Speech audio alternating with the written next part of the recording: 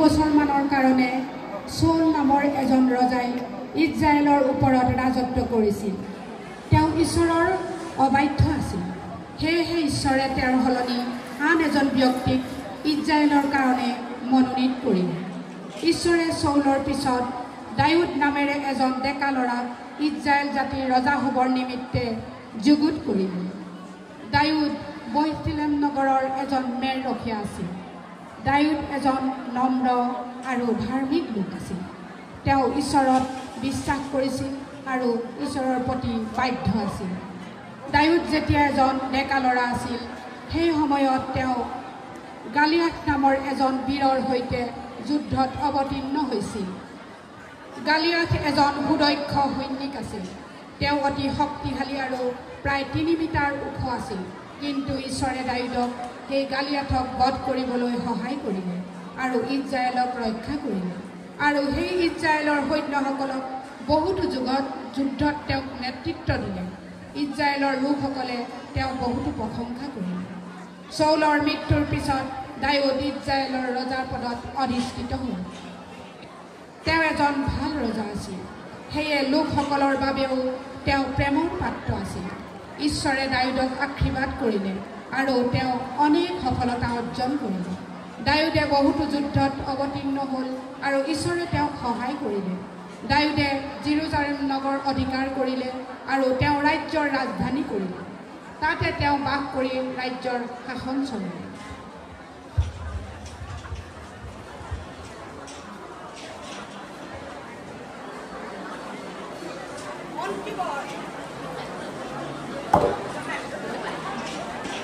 Israel জাতিয়ে ঈশ্বৰক আৰাধনা কৰিবৰ নিমিত্তে আৰু নৈবেদ্য উৎসৰ্গ কৰিবৰ নিমিত্তে মই এক মন্দিৰ নিৰ্মাণ কৰিবলৈ ইচ্ছা কৰিছোঁ।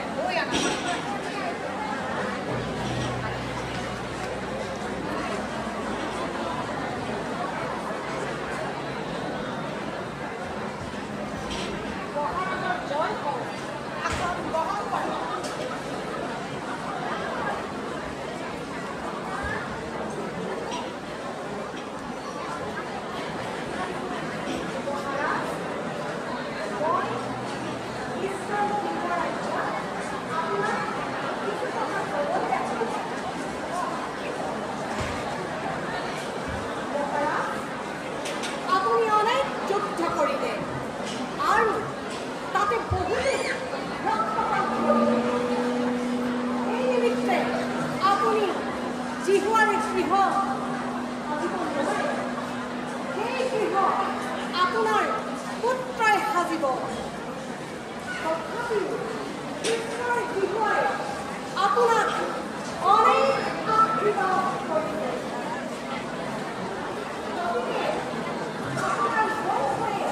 এজন প্ৰবাদ মচিহা নামেৰে প্ৰখ্যাত হ'ব আৰু সেই মচিহাজন ঈশ্বৰৰ মনোনীত লোক হ'ব, যিজনে লোকসমূহক তেওঁলোকৰ পাপৰ পৰা উদ্ধাৰ কৰিব।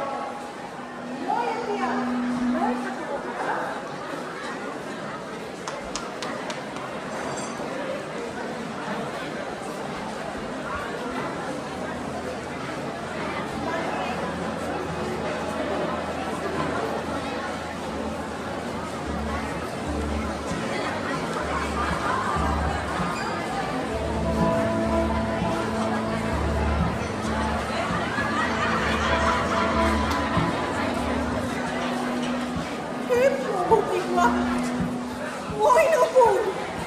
আৰু মোৰ বংশই বাকী তুমি মোক ইমান খাবলৈ আনিলা।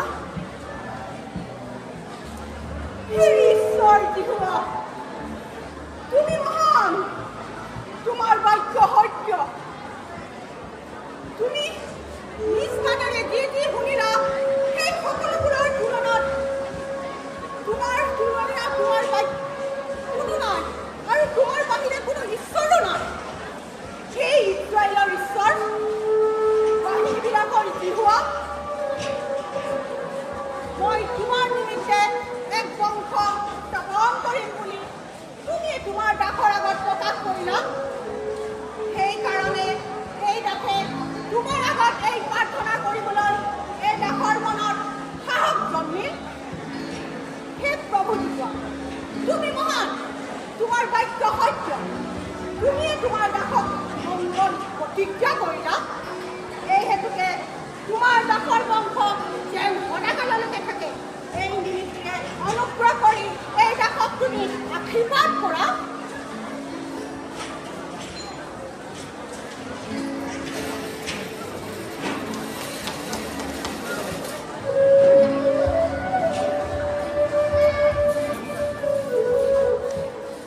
এনেদৰে প্ৰভু জিহুৱাৰ আশীৰ্বাদেৰে পৰিপূৰ্ণ হৈ দাউদ ৰজাই নানা জাতিক পৰাজয় কৰি নিজৰ কৰি ল'লে। অৰাম, মোৱাব, সম্পূৰ্ণৰ সন্তানবিলাক পলেষ্টিয়া লোক আদিক বশীভূত কৰিলে। ইদুমীয়া লোকসকলকো দাউদৰ তলতীয়া হ'ল। দাউদ ৰজাই যি ঠাইৰ পাহাৰৰ ওপৰত ফুৰি থাকোঁতে এগৰাকী সুন্দৰী নাৰীয়ে গা ধুই থকা দেখা পালে।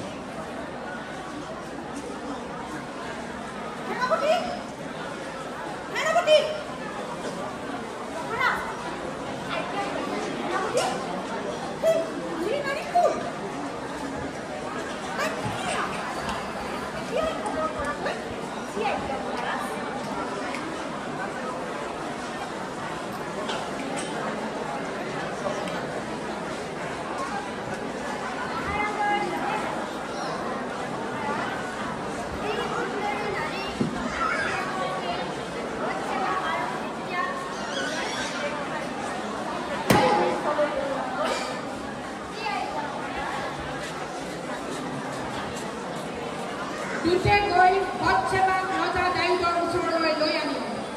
তেওঁ তাৰ সৈতে শয়ন কৰি কিছুদিনৰ পিছত তাই ৰজা দাউদলৈ সংবাদ পঠালে যে তাই সন্তান সম্ভৱ হৈছে।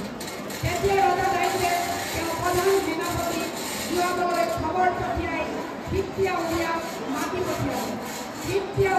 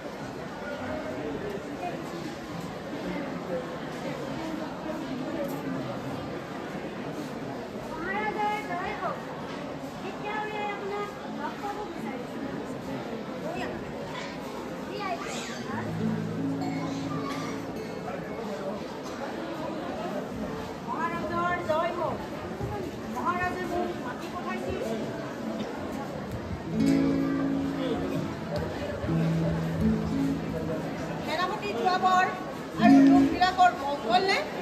যুদ্ধৰ সৈনিকসকল সকলোৰে মংগল নে? হয় মহাৰাজ, সকলোৰে মংগল। তুমি এতিয়া নিজ গৃহলৈ যোৱা, যাত্ৰা কৰি আহিছা, অলপ জিৰণি লোৱাগৈ। মহাৰাজ, মোৰ প্ৰভুৰ জোৱাব আৰু মোৰ প্ৰভুৰ সৈনিকসকল মুকলি পথাৰত চাউনি পাতি আছে। তেন্তে মই ভোজন পান কৰিবলৈ আৰু নিজ পত্নীৰ লগত শয়ন কৰিবলৈ নিজ গৃহলৈ যাব পাৰোঁ। মহাৰাজ, আপোনাৰ জীয়া প্ৰাণৰ হ'ব, মই এই কৰ্ম কেতিয়াও কৰিব নোৱাৰোঁ। তুমি আজি ইয়াতেই থাকা, কাইলৈ মই তোমাক বিদায় দিম। জীৱা আজ্ঞা মহাৰাজ।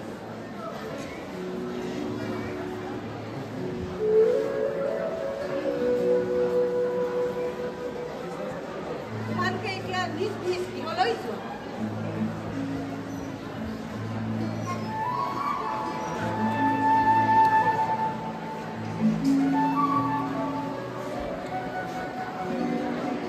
পিছদিনা দাউদে উৰিয়াক নিমন্ত্ৰণ কৰি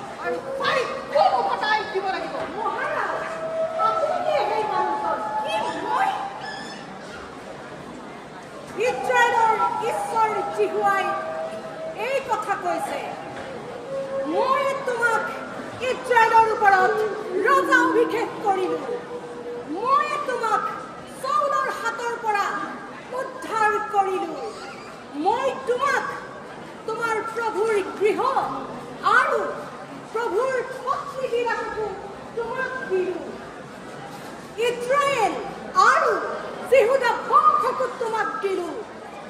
তথাপিও তুমি কিয় জিহুৱাৰ বাক্য তুচ্ছ কৰি তেওঁৰ সাক্ষাতে কুআচৰণ কৰিলা? তুমি উৰিয়া হিত্তিয়া তুমি তৰোৱাৰেৰে বধ কৰিলা, তেওঁৰ পত্নীক আনি নিজৰ পত্নী কৰিলা, অম্মোনৰ সৈন্যসকলৰ তৰোৱালৰ দ্বাৰাই তুমি উৰিয়াক বধ কৰিলা। গতিকে তৰোৱালে তোমাৰ বংশক কেতিয়াও এৰি দিব।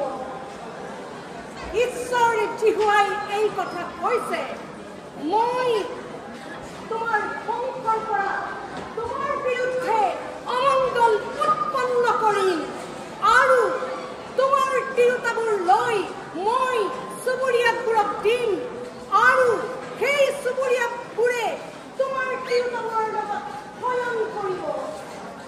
তুমি গোপতে যি কৰ্ম কৰিলা, এই সকলো কৰ্ম ইজৰাইলৰ আৰু সূৰ্যৰ সাক্ষাতে জিহুৱাই কৰিব।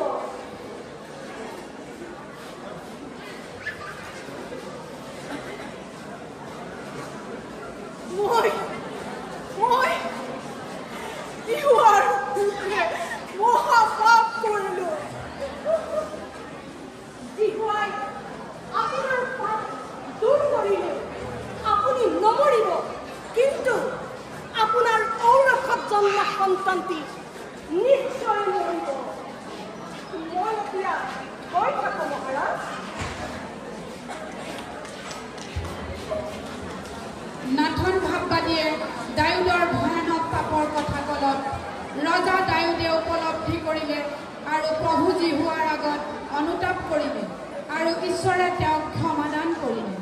তাৰ পাছত দাউদ ৰজাই জীৱনৰ বাকী সময়খিনি ঈশ্বৰ বিশ্বাসী হৈ জিহুৱাৰ বাধ্য হৈ চলিল। কিন্তু উৰিয়াৰ ভাৰ্যাত জন্মা দাউদৰ সন্তানটিৰ মৃত্যু হ'ল। ঈশ্বৰে দাউদৰ মৃত্যু নোহোৱা পৰ্যন্ত শাস্তি দিলে। পিছত দাউদ আৰু বেথছেবাৰ আন এটি পুত্ৰ সন্তান জন্ম হ'ল আৰু এই আছিল মহাপাপ নাটখনি আপোনালোকৰ আগত উপস্থাপন কৰিলে চিৰতৰণী গ্ৰীপে।